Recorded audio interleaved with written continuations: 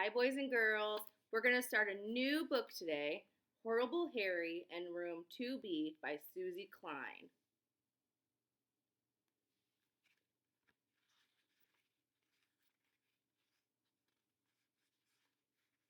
Horrible Harry and Me. Harry sits next to me in room 2B. He looks like any other second grader except for one thing. Harry loves to do horrible things.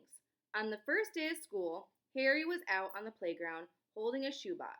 I asked him, "What's in there?" "Something."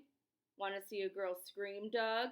Before I could say anything, Harry took off after Song Lee. When he trapped her by the tree, he opened up his box and dangled a garter snake in her face. Song Lee screamed. That's when I first saw Harry do something horrible this year. When it rains, we have recess indoors. Sometimes we play a game called 7 Up. When it's Harry's turn to be up, everyone wonders, will Harry tap me on the head? Harry presses his knuckles down hard on your skull. He calls them knuckle noogies. Nobody should give anybody a knuckle noogie, but Harry does. Harry loves to do horrible things. The second week of school, Sydney called Harry a name. It was during science when we were reading about birds. "Harry's a canary," Sydney whispered, and a lot of kids laughed. "What's so funny?" the teacher asked. "Nothing, Miss Mackle," Sydney replied. Harry didn't think it was nothing. Harry planned to get revenge after school, and he did. At 3:05, Harry jumped Sydney, pinned him to the ground, and said, "Say I love girls twice." "Never," Sydney said, trying to get up. "Yeah, yeah." And that's when Harry started to tickle Sydney under his armpits until Sydney couldn't stand it any longer. "I love girls! I love girls!" Sydney shouted. Song Lee, Ida, and Mary heard Sydney. So did a lot of the boys. Harry got his revenge all right, and it was horrible. Sydney ran down the street screaming, "I'll get you back someday." When Miss Mackle wants the floor cleaned, she asks Harry to sweep. No one sweeps the floor like Harry. He picks up every piece of paper, every pencil stub, and every bit of clay. Once Harry even crawled under my desk to get a broken crayon. Nobody knows that Harry keeps some of that stuff. So there's Harry with Sydney and the girls. But I do. I sit right next to him and watch. Harry is making stub people.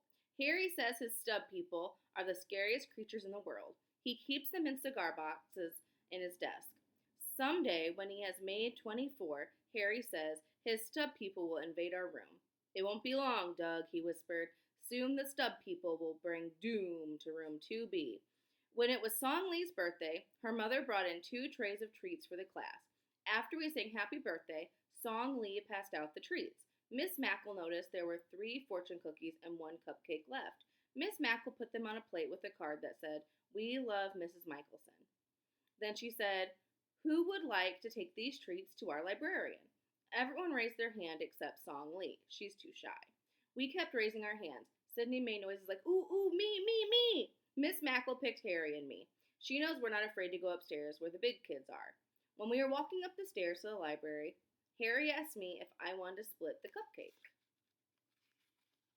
"That's for the librarian," I said. "Mrs. Michelson just likes yogurt and carrots," Harry replied. "We'll be doing her a favor." And so we both promised. Cross my heart, hope did I, stick a needle in my eye, that we would never tell on each other. Then we ate the librarian's cupcake. Sometimes Harry gets me to do horrible things. The day before Columbus Day, Harry came to school with a tattoo on his arm. It was a skull and crossbones. Harry said the sea pirate Long John Silver made his tattoo. I know Harry did it with a magic marker. I think he just wanted to show off in front of Song Lee. So there they are, eating the cupcake that's supposed to go to the librarian. When Harry went to his seat, he took out his writing folder. He wrote 2 pages about his adventures at sea. Miss Mackle asked him to read a story to the class. Harry said he met a mermaid, ate a sea turtle, and dug up a treasure. Miss Mackle put Harry's story on the bulletin board. She said Harry has lots of ideas. Harry has never eaten a sea turtle. Harry has never seen a mermaid. Harry has never been to sea. And I know Harry can't even spell sea. He is horrible at spelling, too. Harry is not like any other second grader in our room. I know all about him. Harry is my best friend. So there he is reading a story using his imagination.